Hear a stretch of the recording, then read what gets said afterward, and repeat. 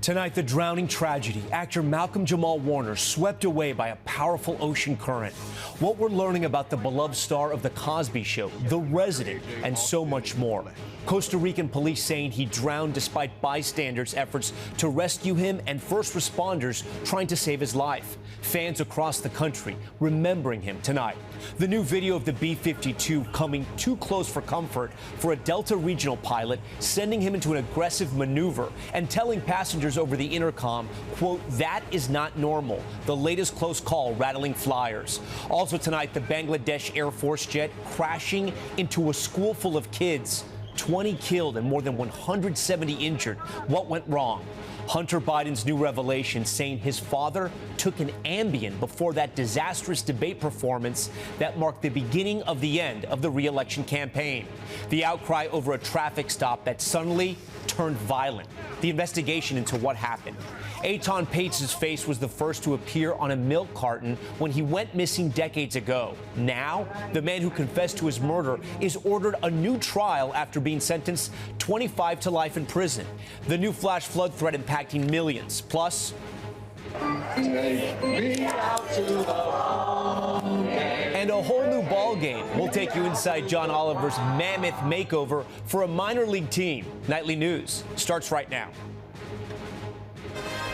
This is NBC Nightly News with Tom Yamas. And good evening. Tonight as we come on the air, the tragedy in paradise for a beloved actor. Malcolm-Jamal Warner, known as Theo on The Cosby Show, drowning in Costa Rica. Warner, 54, was swimming at a beach on the Caribbean coast when authorities say a current pulled him deeper into the ocean. They say people tried to rescue him, but he didn't survive. Warner became a household name when he played Theo Huxtable, Bill Cosby's son on The Cosby Show, which ran for 8 seasons right here on NBC from 1984 into the 90s. Warner went on to star in Malcolm and Eddie and The Resident. He also directed and launched a recent podcast. Chloe Malas has more on his lasting legacy and shocking passing.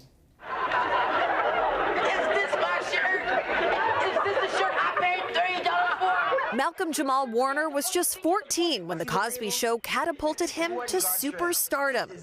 Hey, what's happening, Dad? He became a household name, playing Theo Huxtable, the only son of TV parents Bill Cosby and Felicia Rashad. The Cosby Show has been a wonderful beginning and a wonderful stepping stone. Now the beloved actor is dead at the age of 54. Investigators in Costa Rica say that the actor drowned Sunday afternoon while swimming in the province of Limon after he was swept away by a powerful ocean current, according to the investigators, who say Warner was rescued by bystanders and taken to the shore. He was treated by first responders, they added, but pronounced dead at the scene due to asphyxia. Warner leaves behind a wife and daughter. Just a few months ago, he posted this video on Instagram with a flower from his daughter tucked behind his ear. No matter what's going on, there's always a reason to smile. Warner spent 8 seasons in his breakout role on The Cosby Show, then went on to build an impressive on-screen career, starring in Malcolm and Eddie. I don't need you to explain. And taking on reoccurring roles in Suits and The Resident. Do you think my behavior is a weakness? No, it's my superpower. Warner was also an accomplished musician, even winning a Grammy in 2015.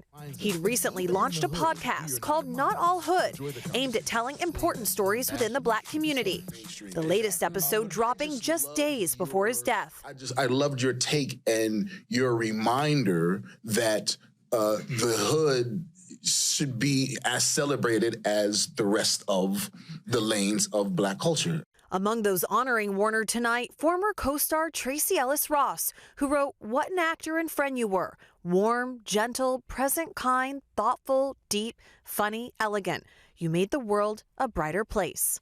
I think I've been blessed, but I've also worked hard for it, and it feels good.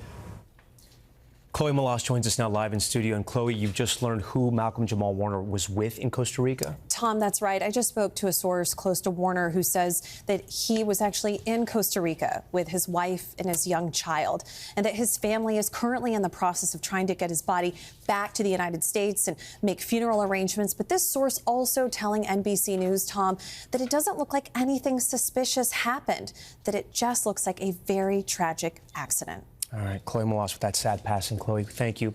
Tonight, the FAA and Air Force are investigating that very close call over North Dakota on Friday when a B-52 bomber and a Delta Airlines regional jet carrying 80 people nearly collided in the sky. It happened as the bomber was performing a flyover at the North Dakota State Fair. Here's Tom Costello. Amateur video at the North Dakota State Fair captured the Delta Airlines regional jet flown by SkyWest making a sharp turn as the biggest bomber in the Air Force fleet, a B-52, roars over the crowd below. For those of you on the right-hand side, you probably saw the airplane kind of sort of coming at us. Nobody told us about it. After making a hard 25-degree bank to the right, then diving, the SkyWest pilot apologized to the passengers on board. So, sorry about the aggressive maneuver. It caught me by surprise. This is not normal at all. I don't know why they didn't give us a heads up, because the Air Force Base does have radar, and nobody said, hey, there's also a B-52 in the pattern. Passenger Monica Green says the sudden turn felt very sharp. I just remember the plane going like sideways like that and just looking straight out the window and just seeing grass. It happened just 1,000 feet above the ground. In a statement, SkyWest says Flight 3788 had been cleared for approach by the tower, but performed a go-around when another aircraft became visible in their flight path. The Minot Tower doesn't have radar. It operates on visual flight rules. The FAA says the tower is run by a private company, and these controllers are not FAA employees. I'm not sure the B-52 crew even knew that the Delta airplane was there.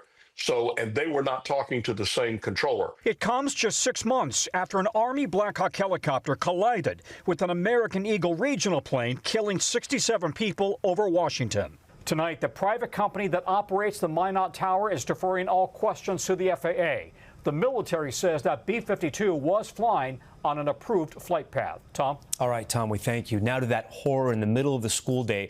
A fighter jet crashing into the building in Bangladesh that went up into flames as students and teachers scrambled to try and get out. Here's Richard Engel.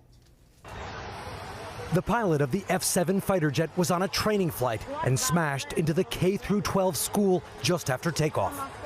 First responders combed through the charred building. The plane crash happened in the middle of the afternoon while the school was full of teachers and students. I was picking up my kids and I heard something coming from behind. When I looked back, I only saw smoke and fire, this teacher said. Parents rushed to find and pick up their children, while others watched recovery efforts in horror. Jewel found his daughter alive amid the wreckage. When I came here, I saw there was a huge fire and the dead body of a child, he said. In a statement, the military said the aircraft had a technical malfunction. The pilot was killed, along with at least 20 students and teachers. Richard Engel joins us now live in studio. And Richard, from what we understand, the pilot was trying to avoid even more populated areas? So a statement was released, and it said that the pilot did take some evasive action, that he, in the little time that he had, he tried to avoid a populated area and had this terrible choice to make and crashed into a building that ultimately was a school, killing teachers, students, and himself. Terrible choices, right. Okay, Richard, good to see you in studio. Now to the Middle East, and the death toll rising at a food distribution site after Israeli soldiers opened fire in Gaza, sparking new criticism today of Israel. Matt Bradley has the late details. Tonight, Israel expanding its war against Hamas in Gaza in areas Israeli officials believe Hamas may be holding its remaining hostages. While Israel faces growing criticism over a humanitarian crisis, with Gazans desperate for food. The Hamas-run Gaza Health Ministry is saying at least 100 people were killed when Israeli soldiers opened fire on an aid distribution site. We went to get flour, says this man. That's when the Israelis started shooting at us. Israel disputes the casualty figures and says the IDF fired warning shots to remove an immediate threat. Tonight, 28 Western countries, including France and the UK, criticizing Israel over what they call the drip-feeding of aid and the inhumane killing of civilians, including children, at the aid distribution sites. Israel saying the blame should be placed on Hamas, which, quote, started the war and is prolonging it. Ambreen Salimi is an American doctor working in Gaza for the past 3 weeks. I have seen so much malnutrition here. She says many patients struggle to fight off infections and heal from serious injuries because they're starving. I have never seen anything like what I've seen here in Gaza. The lack of resources, the siege, the inability to bring things that are needed has really been challenging. And Gazan health officials say at least 19 people have died from acute hunger in Gaza in just the past 24 hours. Tom? Matt Bradley for us. Matt, we thank you. Back here at home, it's been 6 months into his second term. President Trump looking to move past the controversy over the Jeffrey Epstein files, while the former president's son is also making headlines. Hunter Biden blaming Ambien for his dad's debate performance. Here's Kelly O'Donnell. The president's push to move on is not dissipating drama around the DOJ files of the notorious sex offender Jeffrey Epstein, including top House Democrat Hakeem Jeffries. What are they hiding from the American people? Release the files. While House Speaker Mike Johnson today stressed Republican unity. There is no daylight between the House Republicans, the House, and the president on maximum transparency. But more questions on the White House driveway about whether the FBI will open its files after the president said he wants grand jury testimony about Epstein released following pressure from his own MAGA base.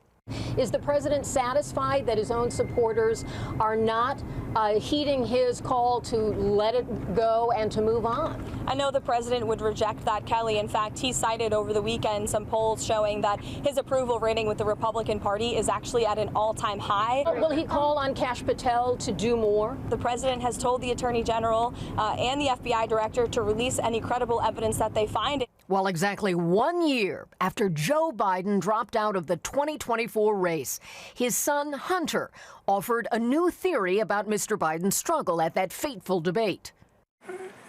If we finally beat Medicare.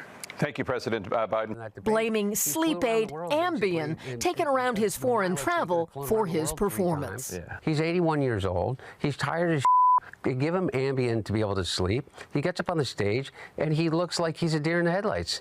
Hunter Biden also lashed out at actor and Democratic supporter George Clooney for calling on his father to drop out of the race. Asked about that Ambien assertion, the former president's office declined to comment. Tom? Kelly O'Donnell, our thanks to you. Some violent moments during a traffic stop in Jacksonville caught on camera.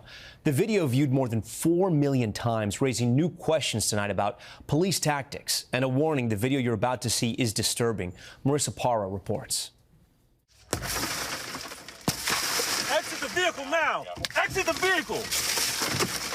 Show me your hands. Here. Violent moments captured on camera during a traffic stop in Jacksonville, Florida. This February video going viral after driver William McNeil Jr., who filmed it inside of his car, posted it Sunday, drawing swift reaction since. It shows an interaction with police already in progress, including the moment an officer breaks McNeil's window and strikes him in the face. Can you call your supervisor? All right, go for it. Exit the vehicle now. Exit the vehicle. Show me your hands. Here. But the Jacksonville Sheriff's Office says that the video doesn't tell the whole story. Social media is not reality. One video clip, devoid of context, can be very misleading. The sheriff tonight releasing officer-worn body camera footage showing McNeil pulled over for driving without headlights in the rain. They say he wouldn't provide his license and registration. I'm about to break the window. You can hear officers repeatedly warning McNeil that if he did not comply with getting out of the vehicle, they would break his window and put him under arrest. Open the door and exit, or we are going to break the window. Open the door and exit, or we are going to break the window. What is your reason, sir? Step out. What is your reason? Step out now. No. The sheriff says none of the involved officers violated criminal law, but an administrative review is ongoing.